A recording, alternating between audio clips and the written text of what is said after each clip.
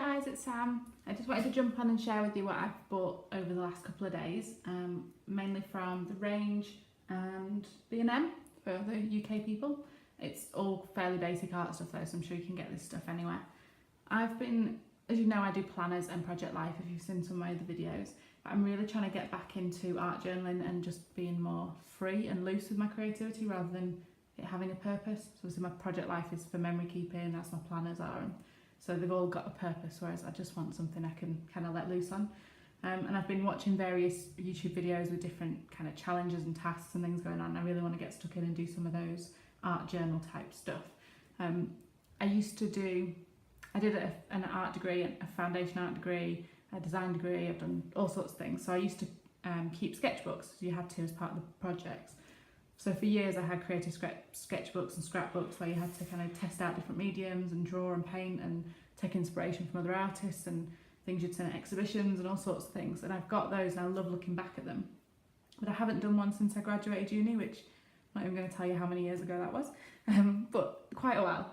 So I really want to get back into it. I love looking back at them. They're really fun to do. You can kind of put anything in there. So I might have a page that means something, or I might just have something that's bright pink because I wanted to play with the pink paint, I don't know. So I really want to try to get back into that and I want to share it with you. But I did dig out my old college art box and the paints and things aren't doing so well. I mean, they're probably fine, but I can't get the caps off most of them, so I'm going to have to cut into them, which is a bit rubbish. And as well, a lot of the colours that I'm really into now, I didn't have then, so kind of turquoises and golds and like peach and coral colours, I didn't have any of those. So I've been on a bit of a spree buying all art supplies, so I thought I'd share those with you. So sorry for the long intro, but that's what I'm planning on doing kind of next as well. So I'll jump straight in. Firstly, I went to B&M and I wasn't actually looking for art supplies at all. I went for really boring house stuff actually, but I found a few bits that I thought might be good for, like I said, keeping that kind of art journal process in mind. So the first thing I got was fairly boring really, but some large tags with the string. I've got some mini ones, but I thought the big ones might be handy. So there's 20 of those and they were just £1. And then I got this vintage craft, sorry I should have opened this up before on screen, but it's laser cut craft paper. I haven't seen this before, I don't know if anyone else does it. If they do, can you let me know, because I really like it. And this was £2.99. You only get 16 sheets for £2.99, so it's not that cheap, but it's cheap enough. But there's only 4 patterns, so you get 4 of each. But it is, you can see it very well, but in fact I'll flip it that way because you see it on the lid better. But it is fret cut paper, so that's pretty cool.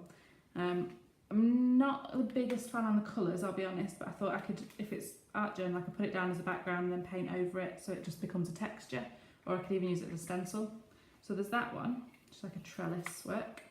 And then the second pattern, I'm just trying to get it where you can see it. So the second pattern is bent. It's like a floral. Some of the bits need poking out, but I hope you can see that okay. So that's a floral one. You get 4 pages of that. And then they're all starting to come out of the pad now because I'm bending it back so much so you can see it. But then there's this one with kind of butterflies and florals. You see that okay? Again, patterns, stencils, I might change the colours, but I just thought they were really fab. And then that's the last one. I love that one. I think the first and last one, the kind of more abstract geometric prints are my favourite rather than the flowers, but I'll definitely use them. I thought they were a fab little buy for starting art journaling with. So like I said, £2.99 for 16 sheets. Then I got some glitter card. Now this isn't so much for my art journaling, this is probably more for my planners and memory keeping. And I don't actually like glitter. I know that sounds mad, but I don't like big sheets of glitter like this. It looks a bit kiddie to me. And for my planners and particularly Project Life, I like it to be a bit, I don't know, a bit more sensible maybe. I might use them in the art journals, but it was £1.99 for how many sheets? 12 sheets. But I thought what I'm going to do is punch out like little hearts and little stars, so tiny little embellishments. I use loads of tiny gold hearts, and they're really expensive just to buy in a pack. And you get 2 sheets, I assume. I don't actually know how many of each colour you get. Let's have a look. But I thought for 2 or 3 sheets I'll get, it's cheaper for me to buy this and cut out the hearts myself when I need them than to buy packs of tiny sticker glitter gold hearts. Okay, so you get 2 pink, 2 silver, oh 3 silver, must have been 3 pink and I've just miscounted. No, 2 pink. That's random. 3 silver. 1, 2, 3 gold. So I'll get plenty of little gold hearts out of that. Oh, well, I'm not happy with that one. I have to go back to the shop with that one. That's a bit random. How weird. It's got a bit of silver in. I don't know if I like that or not. That's tape. That'll come off. But a little bit of silver. Anyway. And then 2 blue. And 2 green. So I'll chop bits out of those and make my own embellishments and things with those rather than use big pieces of them. So that was everything from B&M, and then I went to the Range and I did actually go there looking for craft supplies. So I've got some bits that I can use Project Life and my art journaling, but mostly it's art journaling. So I'll start with the things I can use for both. So I got some doilies. Now I have doilies, I have tons of doilies, but I have big, maybe 6-inch ones, white ones, in lots of different patterns, but they're all 6 inch and they're all white. So I thought I'd get some other ones. So I got these pack of 3. I think they're all the same pattern, but different colours of pink. But the pattern's got little roses on. I'll open it up and show you, because I'll put them in my stash out of the packet anyway. So I might as well get them out. Yeah, so it's the same pattern, but in 3 different colours. I don't know if you can see it, I hope so, but it's got little roses all the way around it. It's really pretty, but completely different to the other ones I've got, so looking forward to using them. Again, I can use those in art journaling as well. And then I got these tiny ones, sorry, I didn't tell you how, there's 30 in that pack of doilies. And how much were those ones? Oh, I can't find it. Oh, sorry, $1.99. That took me a while, didn't it? $1.99 for 30 in there. And then there's 40 in this one, and these were $1.99 as well. And these are obviously tiny, tiny ones. They're really cute, these. So I got 70 doilies, so obviously I'm going to use those up quickly. These are going to be my stash forever, aren't they? But even the packaging is nice, like the florals on it. And the little pink kind of dashes. That's really pretty. I might even fussy cut some of these out. Can't bin anything.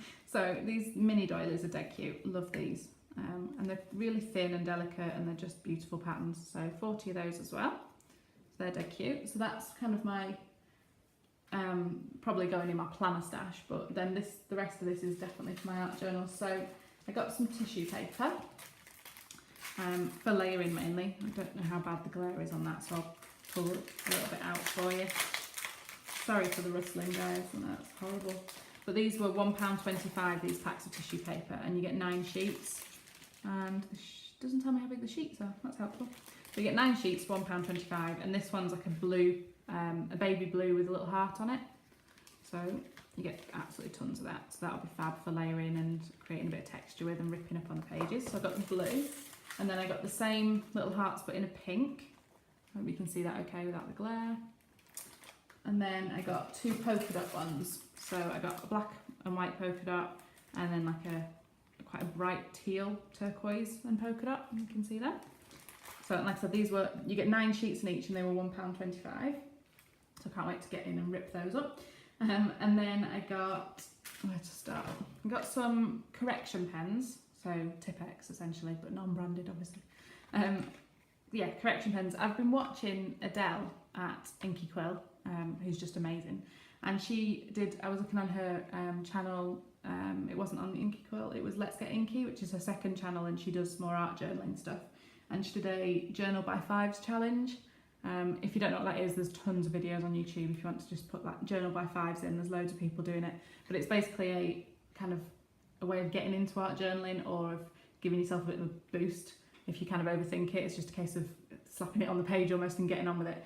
And she used, there's a step of it, it gives you 5 stages, so there's 5 different things you have to add to your pages, and you're on a time limit to get these pages done. So anyway, like I said, if you're not familiar with it, just have a quick search. But one of the stages you have to add doodling, and she was using correction pens instead of kind of a white. I've got a white Uniball pen, but the correction pen's just thicker and a lot more kind of solid white, and they looked so amazing. So I had to get those to try that. Mine won't look anything like Adele's, but we can try, we can dream. I will share it with you. And then I got liquid chalk markers as well, for the same reason, for doodling and sketching, and also splattering on the pages. And they're dead cheap there as well. I think these were about £1 for a set of 3, so that's not so bad. And then I got some palette knives. I've got tons of brushes. Like I said, I did used to do a lot of art, so I have a great big toolbox full of random stuff.